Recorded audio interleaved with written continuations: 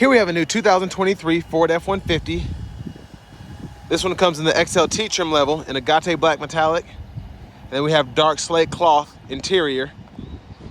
And the powertrain on this one is going to be the 2.7 liter twin turbocharged eco-boosted V6 engine, which gives us 325 horsepower. And then we have a 10-speed automatic transmission. And this one also includes the FX4 Off-Road Package. But coming back to the front end here, we do have our halogen headlamps along with halogen fog lights. Quick look there. Still looks nice. Only black plastic you see is at the bottom and in the middle grille here, but it goes pretty good with this black, and I actually like how the chrome front bumper goes with it. Now here we have 18-inch wheels. Running boards here.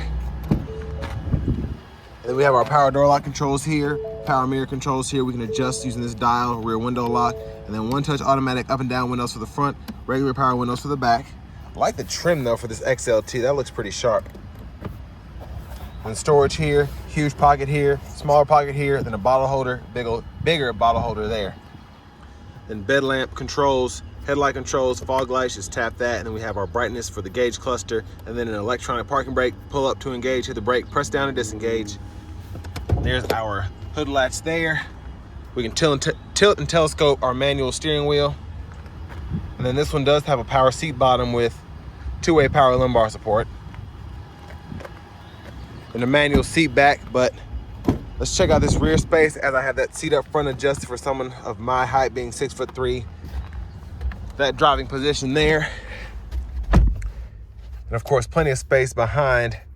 Kneecaps have several inches between them in the back of the seat. And I like that even the XLT, and I said this about the XL2, but we have seat back pockets behind both seats. Cup holders here, little storage there. AC vents here, there's a 12 volt, and then we do have a USB-C, USB-A duo there for charging. Now I am, with this one being 2,000 more than the XL STX I just reviewed, a little disappointed that we don't have the 3-prong household plugins in here, but it is what it is. Probably hang 2 or 3 hooks there.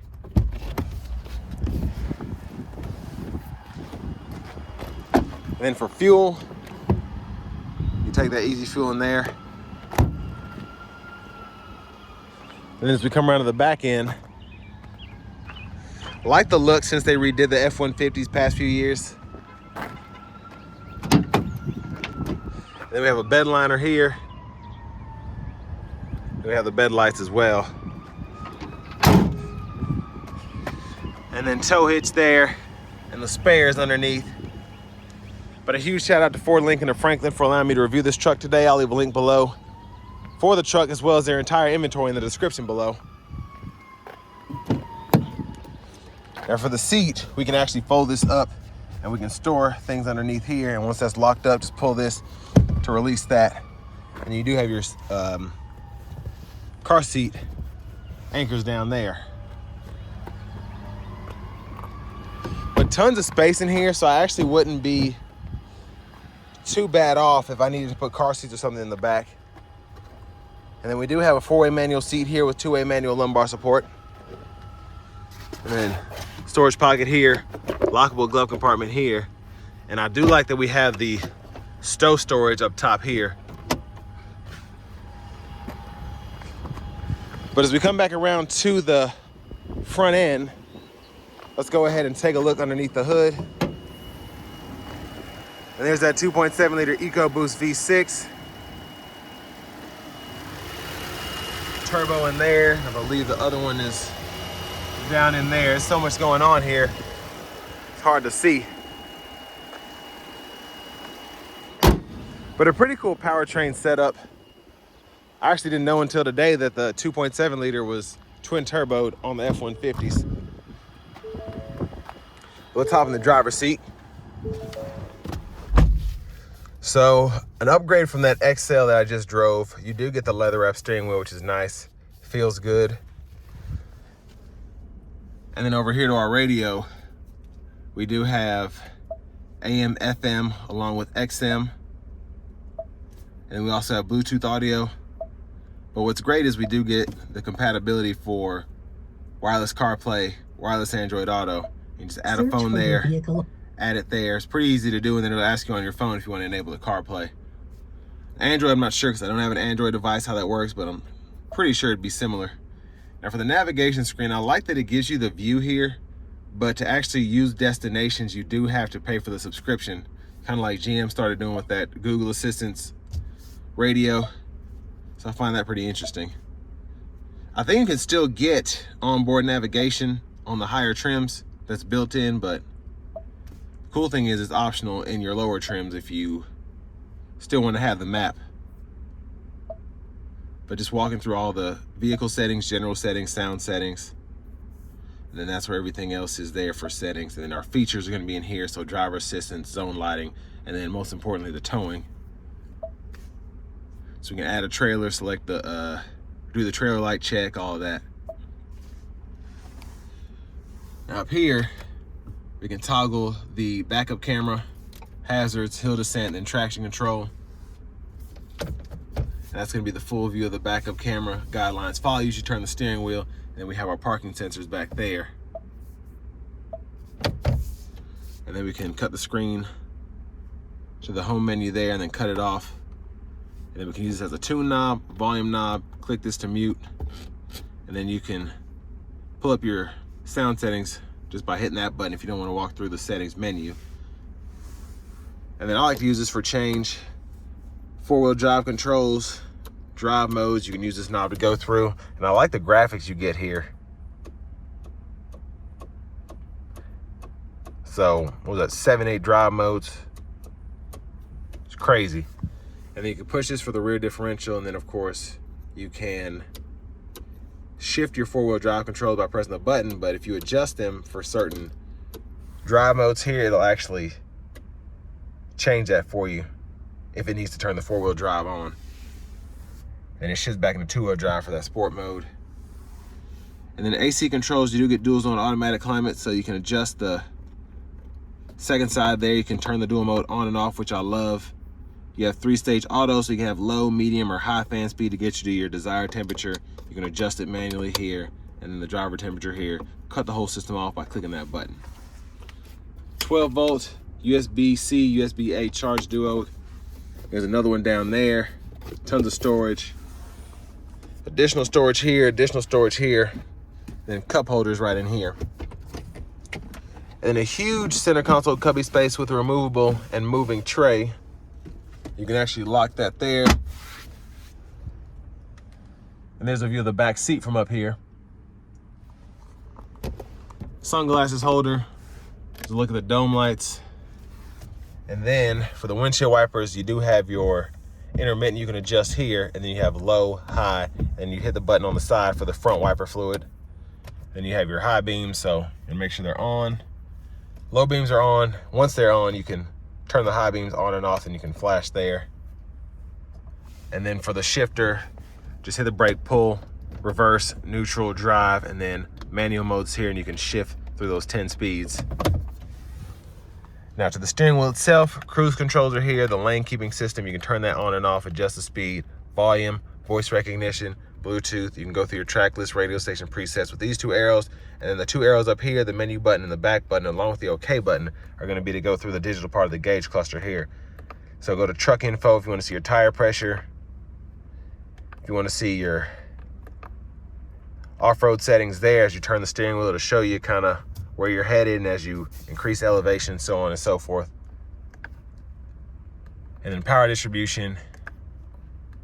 And then you have your towing settings. You can pull up your navigation, all that here, but the My View is pretty nice because you can just put what you want on there, so you can configure it. I like having the fuel economy, most importantly, especially for the test drive. But then we do have a turn key here, but you do have remote entry. There's a panic button as well. But next it's time to go ahead and take this F-150 XLT with the 2.7 liter EcoBoost engine out on the road for a test drive. So starting the test drive of this F-150 XLT with the EcoBoost V6, the 2.7 liter, it feels almost as peppy as the 3.5 liter. Saying that to say it sounds super sporty, super aggressive, even more so than the the bigger EcoBoost V6 in my opinion. And I still feel like I get that, I don't want to say same, but a similar amount of pull. And in this more bare bones XLT, I feel like that also makes this truck feel like a sportier truck, as opposed to having a 3.5 liter EcoBoost. I think that's more, it gives you like, you can tow more, that kind of feel, but this one just feels like a street truck. Let's do a pull here.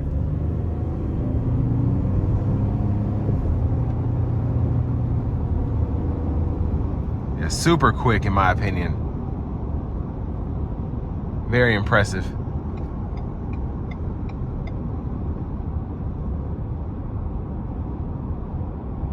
Now the wind noise, even as it starts to pick up here, a storm's rolling in, it's still not overly intrusive, but listen to that boost sound. Ah. The spool from the turbos just puts a smile on my face every time.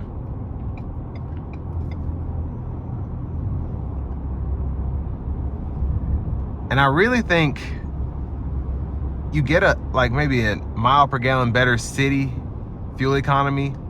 Highway is about the same, 22, 23, maybe an extra mile, but I feel like you won't miss that, and you won't be paying that extra to get the bigger twin turbo V6. And unless you're towing something or you need that extra capability, to me, there's really no need for it.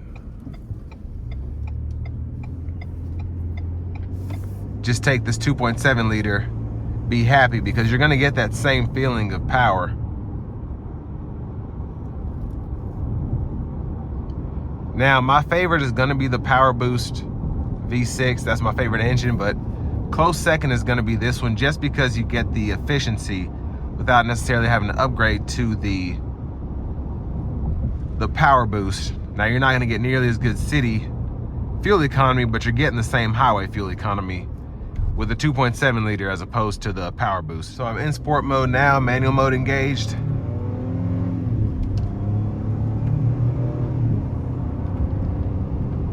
Super aggressive sound. I don't want to put my foot to it as I break it in, but pretty impressive. And I always forget you don't move the shifter, it's just a button, so you can toggle between drive and manual just hitting the button there. I always want to shift it back up. But the sport mode, it definitely gives you that high revving, fun, almost race mode that you want out of this truck. It's a great setting because everybody can't do it right. You get a sport mode in some vehicles and it's just super touchy, and then it doesn't do much in the power band, but this gives you that perfect feel all the way around. Yeah, the sound of the turbos just does not get old, and especially with this, I feel like this 2.7 puts the 3.5 to shame in terms of the sound you get. It just sounds that much more aggressive, that much more sporty, that much cooler. But I'm gonna put it in the eco mode as I get on the interstate here and just see how it accelerates there. Now, starting out, before I even get on the interstate, I'm pretty impressed just how the eco mode still will give you power when you need it. It's not like limiting you, keeping you in between 1,000 and 1,500 RPMs. It actually does want to go. Unlike some other vehicles I've driven that have eco mode, it just limits. It's basically just a throttle response thing. So if you have a lead foot, it keeps you from flooring it when maybe you don't want to, and you don't want all that additional power. But great job just using eco mode to merge onto the interstate here. Perfect power band.